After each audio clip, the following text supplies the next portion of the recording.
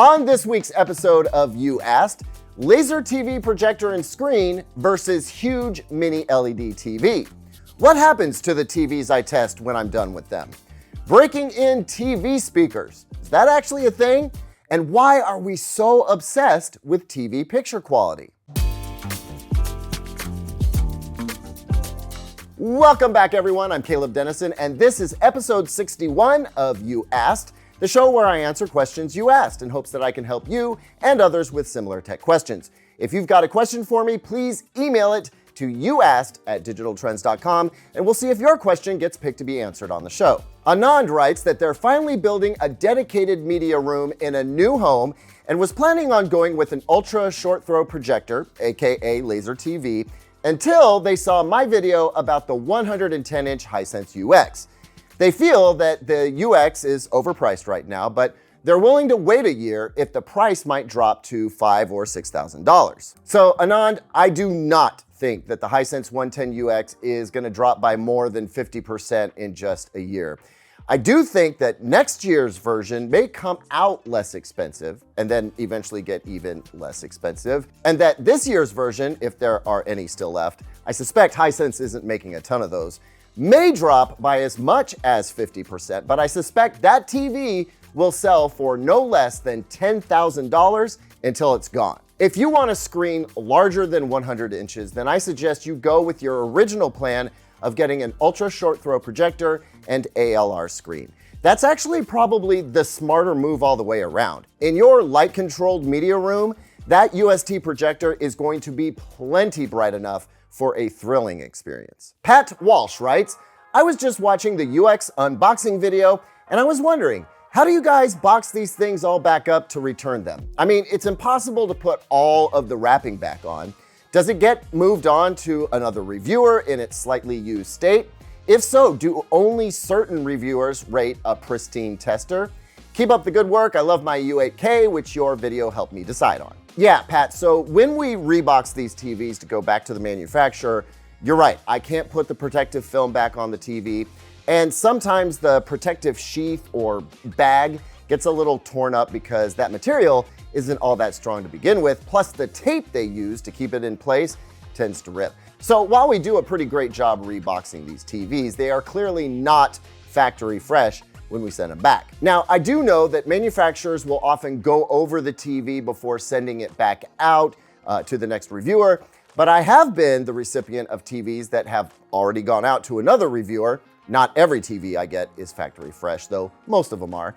And yeah, you just don't get the protective film on those. Most manufacturers are pretty good about resetting the TVs, which is great because I am so bad at resetting them before I pack them up for return. But sometimes brands are so urgent to get the TV to another reviewer that it leaves my place bound for the next person. And so they get to see me logged into their TV. My apologies to fellow reviewers. Though, to be fair, sometimes they play pranks on me by watching crazy content to mess up my recommended feeds. Guess I deserve that. Now, what happens to these TVs after they've been reviewed by everybody that needs to review them? I think that depends on the brand and that company's policy. I'd like to think they land in the hands of somebody who can appreciate and enjoy them, but I also know of at least one brand that sticks them in a warehouse and they just sit there doing nothing, and then they eventually get recycled, which is a shame and a waste of a great TV. I also know some TVs get damaged enough with repeated shipping that a brand wouldn't want to put it out into the public, and I get that too. Hey, before I read this next question, I just realized that almost every single one of them is a follow-up somehow to the unboxing of the Hisense UX. I didn't plan that, it just happened. Anyway, Steve writes, just finished watching the unboxing video of the 110-inch Hisense UX, and you mentioned about breaking in the speakers. While I'm not expecting anything amazing from my Bravia without at least a soundbar, I'm now curious what steps I can take to get the most out of what I've got. Do you have a particular routine that you carry out every time on new TVs, or does it vary depending on the make and model? Keep up the great work. Thanks for that question, Steve. Interesting you picked up on that in that unboxing video. So the notion of speaker break-in is the matter of some debate and has been for a really long time now. Some folks believe that it provides no audible change to a speaker's performance, but it has been scientifically proven that a speaker driver's operation changes a little after several hours of use. Now, the idea of TV speaker break-in might even seem more laughable to some folks, because if the idea that a high-end tower speaker may not appreciably change after break-in, that's up for debate, then the idea that a tiny TV speaker might sound different after break-in is dubious for sure.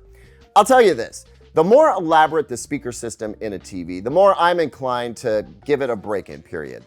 The primary reason I do this actually is that I don't want to leave any question as to whether the performance I witness is indicative of the performance a user might get after their TV's been used for a while. There are speaker break-in videos on YouTube that are basically glorified pink noise, where all the frequencies are being produced all at once.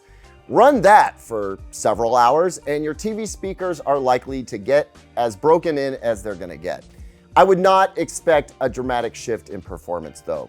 And as a parting thought, I'll just throw out here that some folks believe breaking in the listener is more important than breaking in the speaker. If you want to hear more about that idea, let me know down in the comments. Rick Hall writes, "Why are we obsessed with perfect TV quality? When I go to the movies, I don't see inky blacks, nor do I see amazing specular highlights like the YouTube demos. I see an amazingly huge picture combined with awesome sound quality, providing an A+ experience." Rick, I love this question. It's one of those things that make you go, questions that almost seems obvious once you've heard it out loud, but very few people have thought about this. To answer your question with what is basically just my opinion, I'll start by pointing out that in several of my super large screen TV reviews where the TV was not at the top of the line, it was more of a affordable model that happened to be super huge, I've pointed out that I think a lot of folks are very happy with very good picture quality at a huge size and would take that 9 times out of 10 over excellent picture quality at a smaller size. There really is something amazing about the massive scale of a commercial movie theater screen and the sound too. Again, perhaps not as high fidelity as some home systems, it's just bigger and louder and more expansive due to the scale of the system. I think there's a lot of psychology at play here. One is that we want to get the best experience we can. So in lieu of getting a massive 200-inch or larger screen, we seek the best we can get by getting the best picture quality available. Also, I think there's something to the fact that we own our TVs for a long time and we look at them almost every day. It's a lot easier to hone in on a TV's weaknesses than it is to get wrapped up in what a projector is or is not doing in a theater where we're in and out in just a couple of hours. Unless it's a Martin Scorsese film, of course. Finally, I think it's because we can get such great picture quality at home, that there are levels of awesomeness for us to purchase that get us thinking about the return on our investment. I also think that just the smell of the popcorn and the excitement of an entertainment destination makes us a little more forgiving. So yeah, add all that up, and I think that helps explain why we're so obsessed with getting the best TV picture quality that we can. And I'll add that I am super excited that's how some humans operate, because it keeps me in a job that I love very much. Thank you guys. I mean, I really mean it. Thanks as always for watching, everyone. What did you think of this week's episode? Let me know down in the comments. Click that thumbs up button should you feel moved to do so. Really helps us out here. Subscribe if you want to see more. I'll see you on the next one. And until then, here's 2 other videos I think you might like.